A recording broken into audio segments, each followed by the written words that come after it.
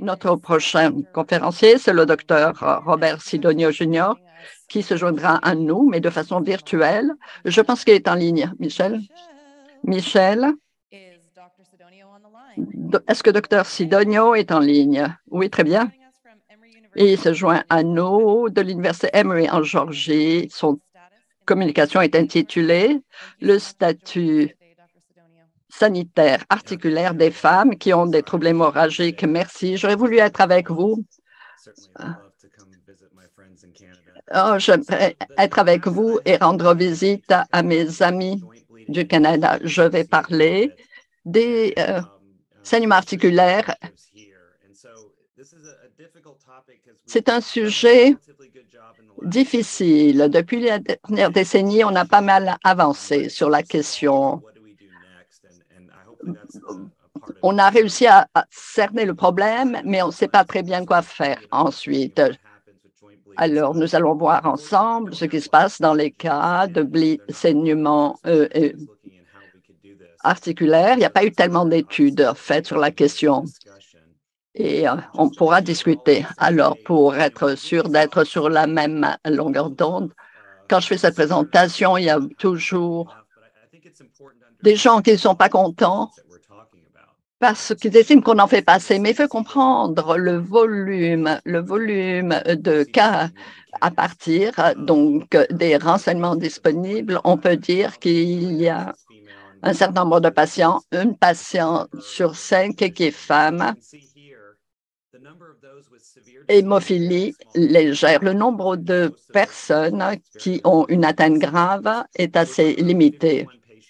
Nous avons 50 patients pour les États-Unis. Lorsqu'on parle de cas modérés, c'est 80 de plus. Il y en a peut-être d'autres, mais de façon générale, on peut considérer que tout a été saisi.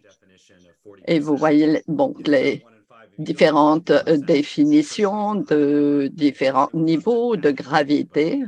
On a essayé de saisir tout le monde. Nous savons qu'il y a un certain nombre de porteuses, au moins quatre porteuses pour un porteur. Un sur 5 est modéré. Et il y a beaucoup d'hémorragie chez ces hémophiliaques. Le professeur James l'a bien décrit. Il y a une communication récente par Tony Miller, qui travaille par CBC, qui parle effectivement de toutes les conditions dans lesquelles il peut y avoir des hémorragies, il peut y avoir une lésion, extraction dentaire.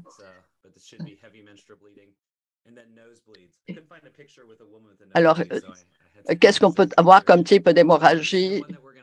Ce sur quoi on va se concentrer ici, c'est ce qui fait l'objet de notre communication.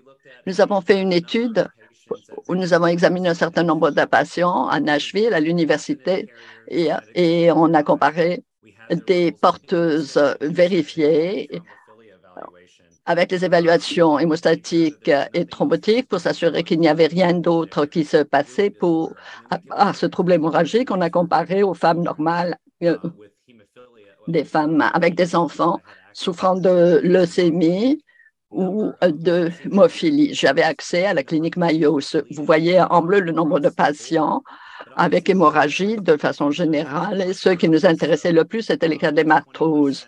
Environ 20% des femmes avaient au moins un saignement articulaire. Certains d'entre elles n'étaient pas sûrs, donc ça n'a pas été documenté. La plupart d'entre elles avaient donc signalé au moins un ou deux, au plus, épisodes. C'était des femmes dans la trentaine. De CBCE, on a pu avoir les résultats d'une étude faite avec des physiothérapeutes et des médecins qui avaient recueilli toutes sortes de données détaillées.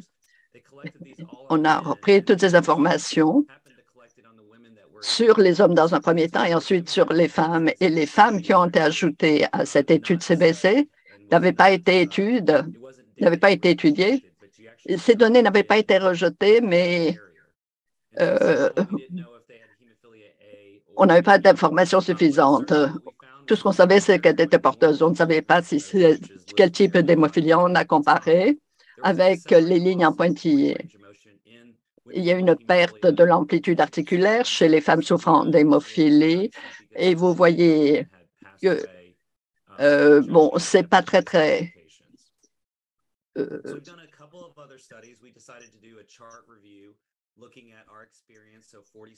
en fait, problématique parce que certaines ne faisaient plus partie de l'étude au TDC. Et là, on a un examen rétrospectif des femmes et des filles avec hémophilie, avec des tendances saignantes et les résultats liés à la menstruation, chirurgie et grossesse.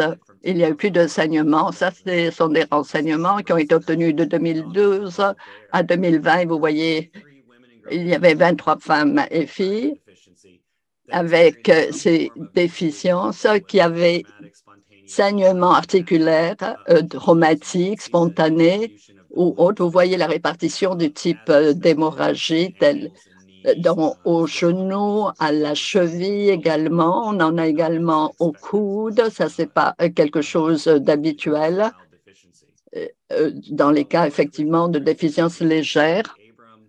Nous avons travaillé avec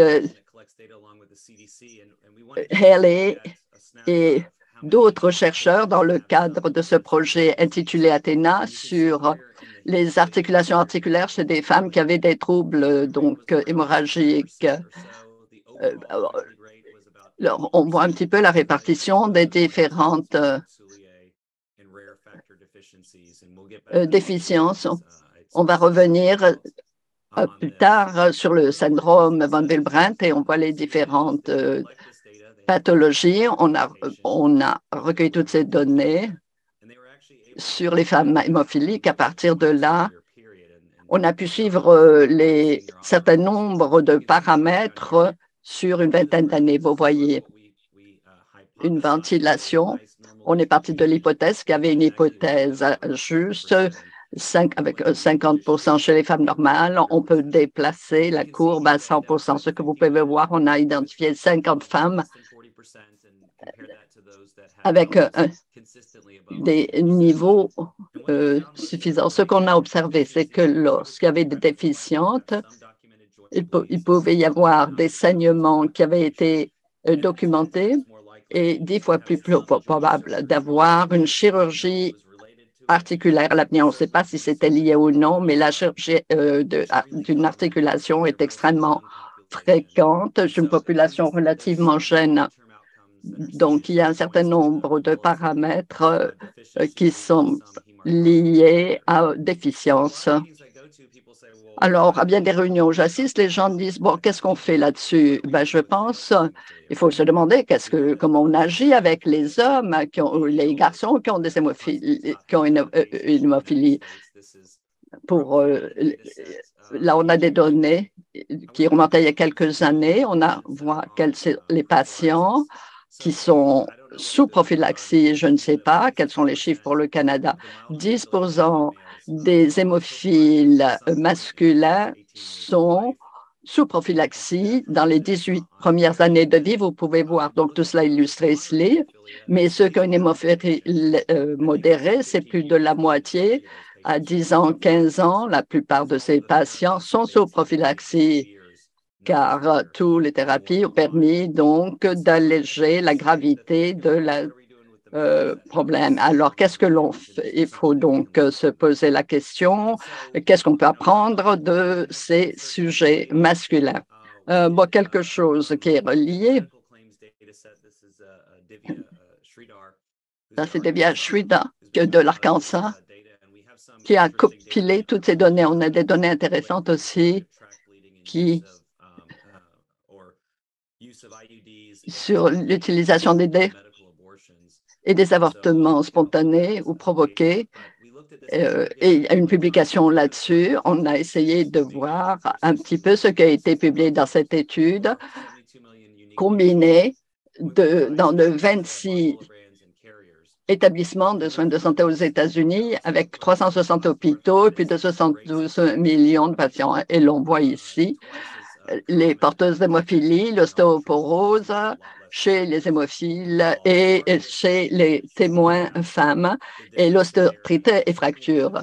Il y a une tendance montre que les effets articulaires osseux sont pires dans cette population. Il nous faut trouver une stratégie pour atténuer cet effet. Dr. Scholberg, avec qui on étudiait tout cela de façon prospective, permet de voir si la densité osseuse peut jouer. Alors, qu'est-ce qu'on fait avec toutes ces données? Bon, il y a une réduction de l'amplitude articulaire.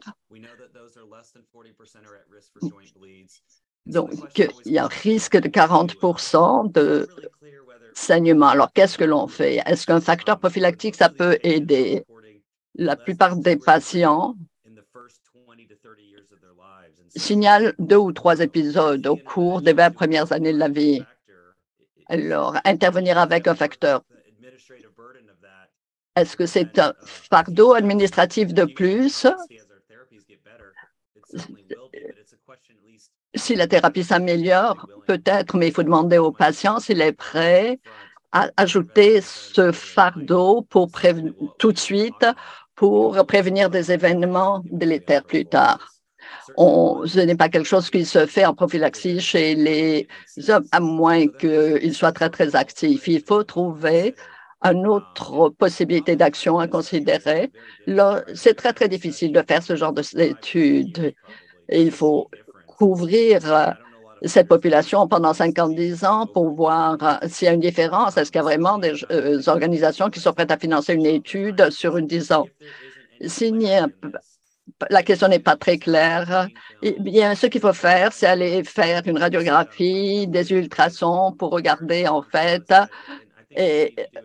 sur l'articulation et faire des comparaisons. Ce qu'il faut faire, c'est commencer par mieux documenter le saignement. Lorsqu'ils viennent à la clinique, ils peuvent dire qu'ils ont eu un saignement, mais si on a effectivement une preuve radiologique, c'est beaucoup plus utile. L'hémophilie, bon, c'est quelque chose de différent du syndrome VWD.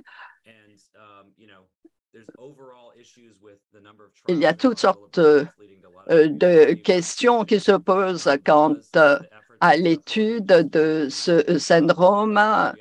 Il y a des frustrations quant au flou qui existe. Il nous faudrait plus d'informations pour pouvoir formuler des recommandations. Très souvent, c'est pas mal reconnu. Il faut un certain temps avant d'établir qu'il y a effectivement un saignement. Lorsqu'on prend les cas de déficience modérée chez les femmes, voire des saignements menstruels, c'est la chose la plus fréquente. Un petit peu l'équivalent chez les hommes lorsqu'ils ont un saignement après une procédure chirurgicale, mais c'est tout à fait normal. Mais les interventions doivent être efficaces du point de vue économique. Il y a des symptômes de saignement spécifiques au genre. Dans les cas du syndrome VWD chez les femmes, il se présente habituellement avec une hématrose chez les femmes. Les saignements menstruels, c'est là où on trouve phénomène plus marqué que lorsque la déficience est plus large. Il y a vraiment une très grande variation dans les scores de saignement, quel que soit le score utilisé. On voit qu'il y a une très, très grande variabilité. On voit les scores pour les personnes qui ont une hémophilie légère, ça peut être 0, alors que chez les autres, ça peut aller jusqu'à 40. Il n'y a pas ce genre d'écart chez les hommes, mais c'est quelque chose qu'il faut reconnaître comme étant un défi. Je vous ai montré un peu plus tôt ce projet qui nous permettra d'avoir des données supplémentaires. Ce projet Athéna. Lorsque l'on regarde, par exemple, l'arthrose, c'est 10%. Ça, c'est un article, une publication plus ancienne de Tom and Shire. On sait qu'il y a une perte accélérée de l'amplitude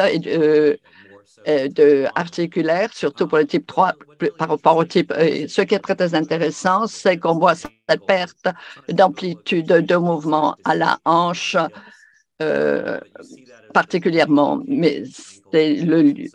Et à la cheville, ce sont les lieux qui saignent le plus souvent. Il faut reconnaître qu'il faudra beaucoup plus d'informations et de données, car ces données, en fait, remontent déjà il y a une dizaine d'années. Cara Van Galen a fait ses études sur les analyses sur les résultats des problèmes articulaires et pour les personnes hémophiles, vous voyez les scores qui sont élevés et pour les saignements articulaires, ça touche 23 avec les gens qui souffrent de maladie de von Willebrand de forme modérée à grave.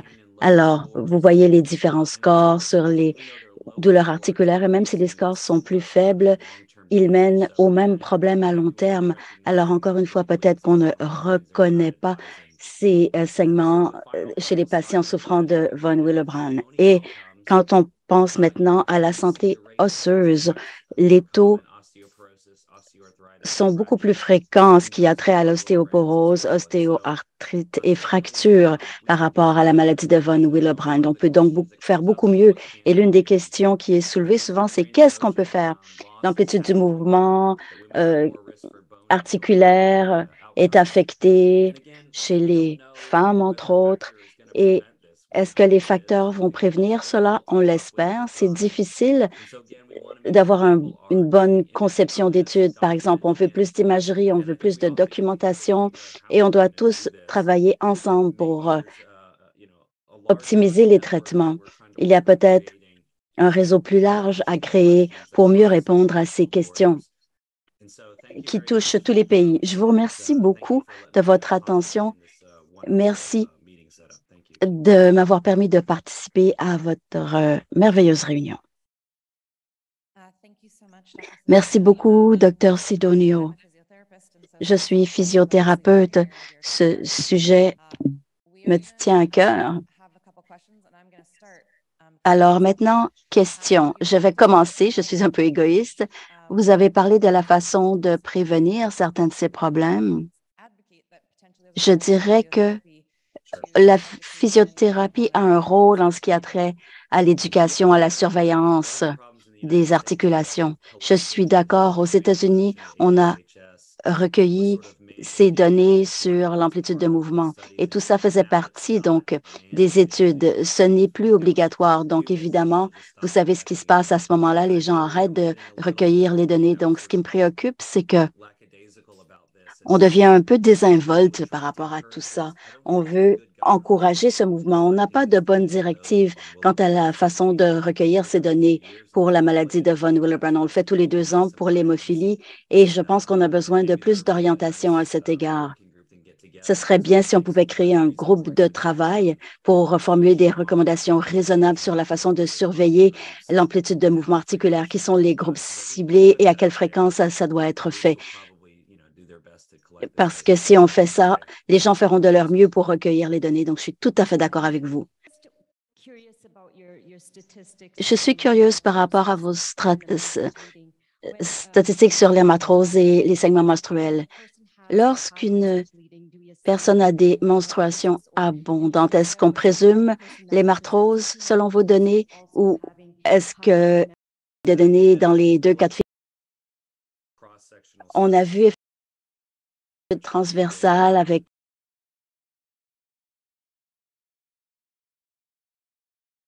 corps de segment. On a recueilli, analysé séparément. S'il y a un segment articulaire, eh bien, vous faites partie de ce 10 %. La majorité des porteuses avaient moins de 3 saignements articulaires dans les 35 premières années de vie. La majorité d'entre elles avaient des niveaux autour de 30 à 50 %. C'est ce à quoi on s'attend typiquement chez les hommes souffrant d'hémophilie légère. Et ce qui est intéressant, c'est que quand on a fait des IRM sur ces patientes, on a vu des preuves de dommages articulaires, ostéochondrose, des dommages qu'on voit en général chez les formes légères d'hémophile au fil de plusieurs décennies, des poisseux et tout. On a vu des preuves radiologiques de ces problèmes et on l'a indiqué dans notre recherche. Une dernière question pour le Dr. Houston. Alors, par rapport à l'ostéoporose, vous avez de bonnes données, c'est très intéressant. Quelle est votre hypothèse ici?